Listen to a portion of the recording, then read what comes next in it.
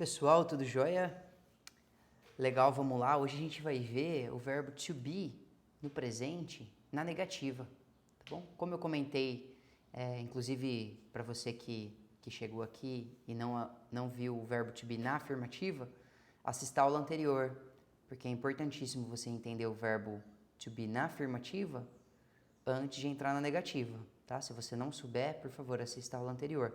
Eu não vou voltar todo o assunto do verbo to be na afirmativa, porque é justamente a ideia do canal ter aulas curtas, né? Então, de no máximo 10 minutos. Então, eu dividi o verbo to be, que o pessoal acha que é um bicho-papão aí, mas eu estou mostrando que é bem simples de ser entendido.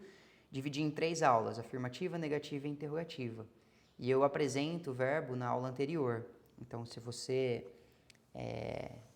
não entendeu por que ele é difícil ou por que a gente disse que ele é um verbo vitaminado, dá uma assistidinha na aula anterior, tá bom?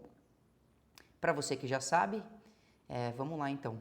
Aqui a gente tem, eu coloquei para vocês só darem uma relembrada, o verbo to be na afirmativa, que quer dizer ser e estar, e que aqui tem a forma conjugada dele, né?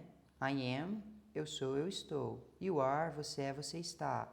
E assim por diante, tá? Não vou voltar a falar muito tempo dele.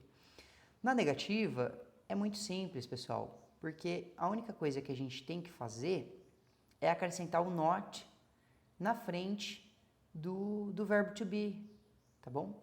Então, por exemplo, se eu quero falar eu não sou ou eu não estou, eu vou usar o I am not, tá? Se eu quero falar você não é e você não está, eu vou usar o you are not. Se eu quero dizer ele não é ou ele não está, he is not. Ela não é ou ela não está, she is not.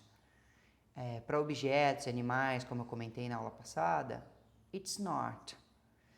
Para falar que nós não somos ou nós não estamos, we are not. Vocês não são, vocês não estão, you are not. E eles ou elas não são, ou eles ou elas não estão, they are not. Tá? Então não tem segredo, é aprender o verbo to be na afirmativa, que para fazer a negativa fica muito fácil, é só acrescentar o not. Tá legal? Então aqui o verbo to be é vitaminado, como eu já comentei com vocês, porque ele é diferente de todos os outros verbos em inglês. Basta colocar o not na frente do verbo to be, que criamos uma frase na negativa. Não ser ou e, né, não estar. E podemos contrair o negativo do verbo to be de duas formas. Então é assim, na verdade existem 3 formas de falar o verbo to be na negativa. A forma completa, que é essa aqui que eu coloquei para vocês, tá bom?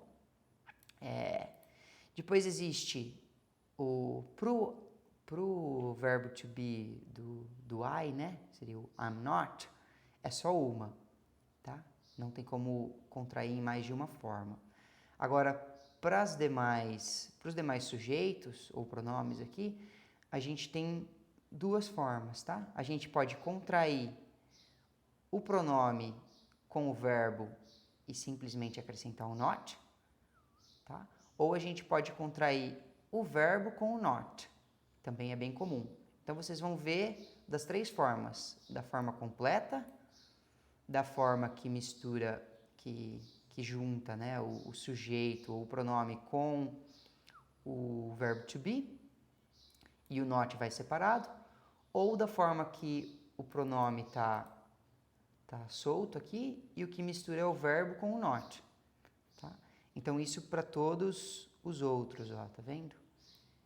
Aqui do he's not, né, or he isn't, she's not ou she isn't, it's not, it isn't, we're not, we aren't, you are not, you aren't, they are not, faltou o not aqui, pessoal, desculpa, e they aren't, tá bom? Então é isso aí. Vamos só ver alguns exemplos? Eu coloquei os mesmos exemplos do verbo to be na afirmativa, para vocês verem realmente a diferença, como é simples, né? Para passar uma frase da afirmativa para a negativa. Então, my mom, que é she, né? Eu já expliquei na última aula, é o mesmo que she, isn't really tired today. Minha mãe não está muito cansada hoje. I am not in Miami. Eu não estou em Miami. You are not an excellent doctor. Você não é um médico excelente. You aren't students. Vocês não são alunos. The dog isn't hungry. O cachorro não está com fome. We aren't the best actors. Nós não somos os melhores atores. The new teacher, que poderia ser he or she, is not really nice. O professor novo não é muito legal. It isn't 3 o'clock. Não são ou não é 3 horas da tarde.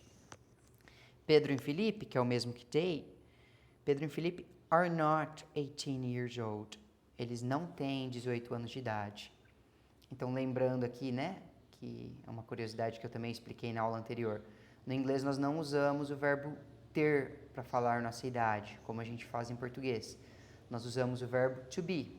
Por isso que está dizendo aqui, Pedro e Felipe não são 18 anos, tá? Ou não estão com 18 anos. Tá? Então, é só uma curiosidade para vocês se atentarem. Tá legal?